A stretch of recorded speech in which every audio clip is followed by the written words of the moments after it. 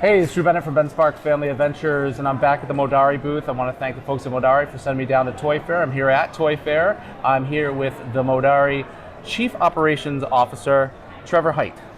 And hello, how you doing? Welcome. Thank you.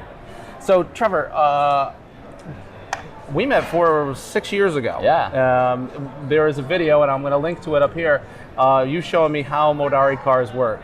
And when I saw that, even before I came to Toy Fair, was Kickstarter, and I got the concept right off the bat, but seeing it up close was awesome. I think I saw it here just before I got my Kickstarter rewards, and it was just so cool. That's cool.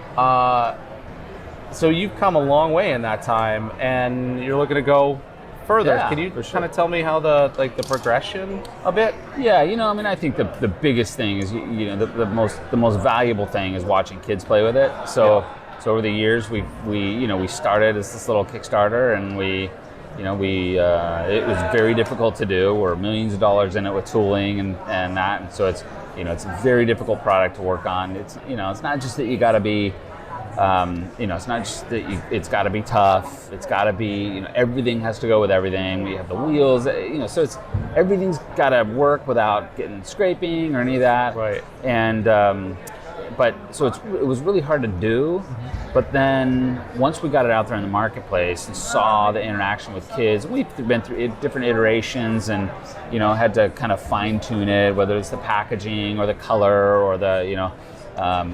or the expansions of the development, which we've done over the years. Yep. But the one thing that's been consistent, when a kid plays with it, they go bananas, and they spend more time doing this than any other toy that I've ever seen. So that's why I'm still here. That's why we're all still here.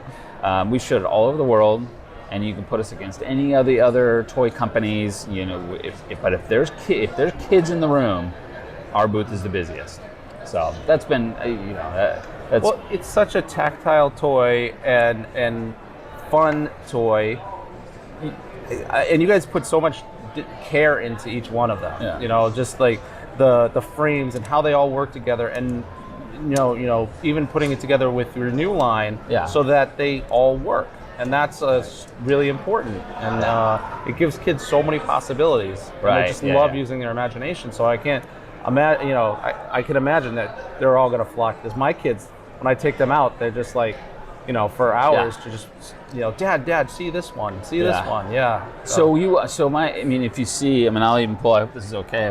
This is my 16-year-old now. So this guy at the time is 10. And the earliest marketing has my, when he was 8. Yeah. And actually, in fact, the size of the product was built around my 8-year-old's pocket. So he was wow.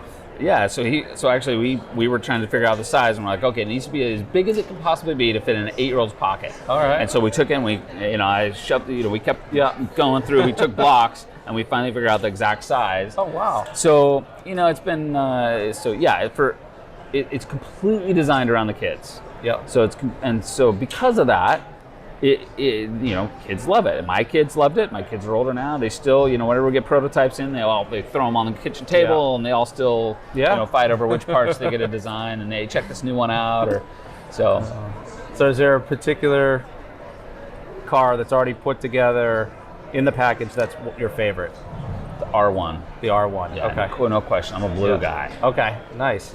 I like the black and green. The S2. S2 muscle. Yeah. That's and I just love the louvered back. That's it's pretty cool. That's what got me when you guys came out with that one, because that was a later one. Right. When that came out, I was like, that's the back. That's the one I want in the back of the. Yeah. But now you have one that is this one. Yeah. It's like a pickup truck. Like a pickup truck. Yeah. I love that. I don't know. It's just and then there's the so roll cool. cage too. So the roll cage is pretty sick. What we tried to do is we tried to create as big of a. Whenever we develop something, it's very expensive to develop a new frame or a new part. It's not so bad to do a paint job. I have MOQs and packaging and things like that. MOQs are minimum order quantities, so I have to order certain numbers. So there is some difficulty to creating a new paint job, but it's not too bad. But creating a new part is very expensive. Yeah. So what we figured out, and the louvered's a great example. So when we came up with the louvered part, maybe it's not here, But when we went with the louvers, it created a big difference in the design. Yeah. So any design characteristics is very expensive, but it's very hard to create differentiation. Like this part was the concept hood, and that's cool because it created such a big difference. Yeah. So this, when you put this on any car, it really changes the whole look of the car. Absolutely. And then like the roll cage was another one that we just came out. So with the roll cage and the truck, it really created a completely different look to a car when you put it together. So it's so that's been the design challenge, or is that when we do a new shape, that first of all it's very difficult, but that it creates a whole different look to the car when you do it. So, but it still has to fit everything. Right. So that's a tough challenge to solve. Wow, you do a great job with it. So well, I don't do it. Brian and David well, do you that. guys all do. I'm the one that tells them no all the time. Modarri does. The whole team. So where are you guys? Where are you going with this now? Like you've got the new turbo line, you've got the Pro line. Right. Where are you headed? So we've, we have the track. I think we'd like to expand out the tracks. The track is a very interesting. It's a very simple concept, but it's got so many of the that track building. Right. Oh, I love that there's so many different configurations you can make. Yeah, you can just keep building and building and adding, and so it's a perfect complement to it. Yeah. So we have I won't go into everything that we're doing because we do have a couple of things that are going to bring. Sure. So the idea is to be able to build a world where you're a supercar owner. Okay. And designer for that matter. So you design your world, you design your tracks, your whole world that revolves around that, and then you but you're a supercar owner and designer. So you design your supercar, and then you fit it into that world, and you create the world. And so to expand out that world is sort of the next phase. Oh, that's awesome. Yeah, that's awesome. That's awesome. Okay. Yeah. And then you guys are also on Start Engine. Yeah. So which is kind of like. I want to say it's like a Kickstarter for stocks sort of thing, like because you're also following.